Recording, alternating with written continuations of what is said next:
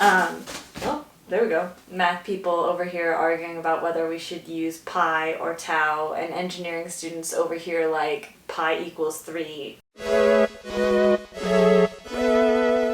Hi, my name is Adriana, and today I will be doing the Pi Day book tag created by Science Literature Alliance. So, like I said, this is a book tag focused around the ratio pi. That's the ratio between a circumference of a circle and the diameter. It's represented by the Greek letter pi. And the first 3 digits of that ratio are 3.14, so it's kind of become an unofficial math holiday on March 14th to eat some pie and talk about math things. When we were in college, the math club used to put together an integration bee. So it's just kind of a fun day for math nerds to kind of geek out about math. And Angela was kind enough to create a whole book tag around it, which is great because it kind of, her whole thing is Science Literature Alliance. I'm a big science fan. I'm also a big math fan. My mom was a high school math teacher, so Pi Day was always a big thing in our household. She would always throw a Pi Day party in her classroom and bring all the extra pie home, so it was always a great day. I am wearing my Tau Beta Pi bent. Tau Beta Pi is an engineering honor society that I was a part of in college, and they do a big Pi Day thing as well. So I think that kind of sums up my whole feelings on pi and Pi Day. I'm a big fan. So I'm going to go ahead and jumping into the questions. So the first prompt is, pi is an irrational number. Name a character you thought was irrational. And this might be kind of an easy jab, but I'm going to go with Kaylin from The Siren. It is a YA romance, so you can't really expect young adults to make rational decisions, but I think in this context, Kaylin has been a siren for, maybe I should explain the plot. So this book is about a young woman who passes away when her ship that she was on with her family capsizes in the ocean.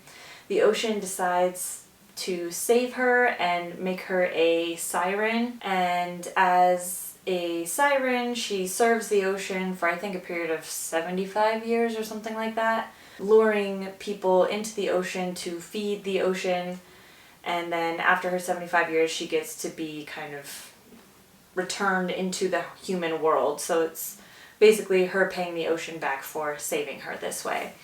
And in the book, obviously she meets a boy and it makes a whole mess of her whole thing. She was, I think, 5 years out from her sentence being over, so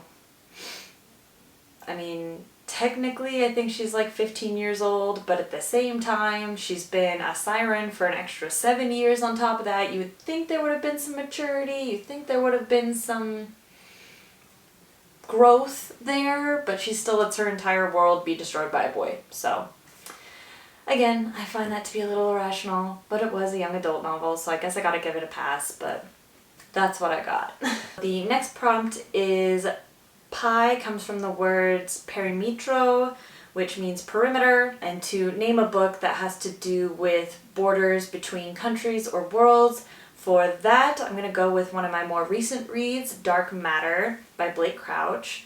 I don't want to give too much away, but it has to do with kind of a multiverse premise and traveling between the different universes within the multiverse, so I think that counts, and it was a really great book, so I would suggest anybody go read it. The third prompt is, the value of pi seems to be built into the Great Pyramid of Giza. Name a book that is Egyptian inspired that you have read or want to read. The only one I could think of was the Kane Chronicles by Rick Riordan. Kind of has a similar premise to the Percy Jackson series. It takes heavy influence from Egyptian mythology. The Egyptian gods are involved. I don't really quite remember the whole plot. It's been a few years since I've read them, but I do remember really enjoying them. Prompt number 4 is, pi is a constant. Name a book that is a constant comfort in your life. And I've answered a similar question to this in other book tags before, and the one I always go with is The Hitchhiker's Guide to the Galaxy. So this is the omnibus of all 5, but the first one I think is definitely just, it's so fun. It's so wacky. It's so weird, and I love it, and it's just so great every time. I think it's never gonna age out of the zeitgeist just because there's really nothing tying it to any period in time besides like the initial first bit where Arthur Dent gets taken off of Earth. But once you're off Earth, really nothing matters, and it's just fun and crazy, and I don't know. I think when I start to take myself a little too seriously, just crack this open, and it always, makes me realize that there is more to life. Prompt number 5 is pi has infinite decimal places. Name a series that you feel like will never end. I have 2 for this one, and they are again both series I've recently talked about on my channel, and they are peppered in through most of my videos in this channel. But that is the Sigma Force series by James Rollins and the Pendergast series by Preston and Child. These are both series that I love dearly, so I hope they will never end. There we go. Sigma Force is a spy thriller series that brings in current scientific breakthroughs and mixes them in with historical mysteries and, again, a modern spy thriller. So it's always super fast paced. I always learn a lot. The author is heavily into, researching science and history, and those are both things I love a lot. So to be able to get that combination with a fast-paced spy thriller is just incredible, and I always love these. I buy them as soon as they come out. I read them as soon as they're on my doorstep. I love this series. The other one that I'm just recently starting to get into is the Pendergast series. There is a bunch of these out as well. Both of these, Sigma Force and Pendergast, started back in like the 90s, and they've just been cranking them out ever since. So the Pendergast series is a detective thriller. As you can see, I am a big thriller fan. But these are detective thriller novels with some kind of offshoots into archaeology thrillers. I haven't read all of the Pendergast series the same way I have Sigma Force, but I am starting to work my way through. I've read a couple at the end, I've read the first one, and I'm gonna try to make my way and meet up to the most recent ones. But they are something I have really been enjoying lately. So the next prompt is, some people think that we should use the number tau instead of pi. Tau is just 2 times pi. Math people are so silly about their arguments. Who is a character you think should have gotten more time in the book? And this one was really hard for me. I feel like I'm always pretty happy with, the characters I like are generally well represented. But I guess something that did kind of come to mind was the book Lovely War.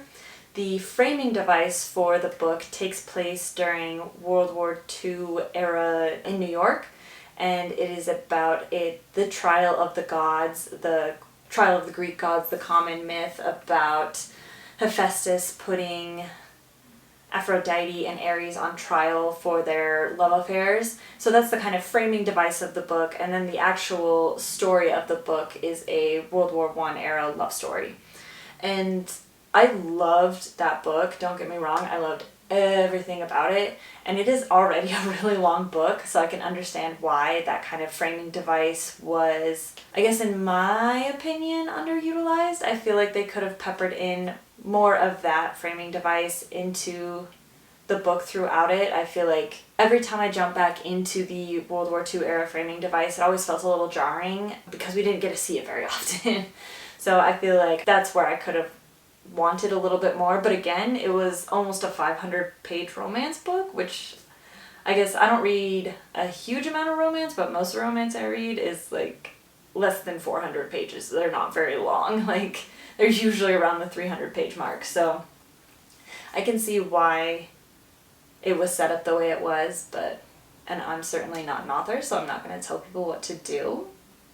But yeah, that's that's the one I have. Alright, and the last prompt, number 7, is what is your favorite type of pie, and what book do you feel embodies that type of pie? So I wanted to make pie for this video, but last night me and my partner went to a family dinner and his cousin made this really good strawberry rhubarb crumble. And a crumble is like close enough to a pie, and I really don't need that many sweets around my house, so I'm gonna go with this strawberry rhubarb crumble as far as the representation of pie today. But my actual favorite pie is key lime pie, and I make a really, really good key lime pie. I love it. And so I feel the book that kind of best embodies that, you would think I would pick a summer read, but actually I'm gonna go with To All the Boys I Loved Before. The reason I'm going with that is because, you know, what I really like about key lime pie is that it's such a light texture. I mean, I assume most people have had key lime pie, but it's just like a very light texture, very airy, and then it has like that bit of like sour, like just, I don't know, it's a really nice juxtaposition between like a light, airy texture and a really kind of biting sourness, I guess. So the reason I picked To All the Boys I Loved Before, it's a very nice, light, kind of airy book. It's young adult romance, very easy breezy to read through, but then you do kind of have these biting, stinging moments throughout. I mean, it deals with themes of grief and imposter syndrome and racial identity, but just not enough to really bring the whole book kind of down into a more serious tone. It's still a very, you know, light, fun tone overall, but just, again, these little like sour bites throughout. And so I feel like that's a good analogy, and maybe I'm taking this way too far and thinking about this question way too much, but that's where I'm at today. It's pie day. It's an analytical day. So I hope you all enjoy your pie today. Thanks so much for watching, and I will catch you on the next video.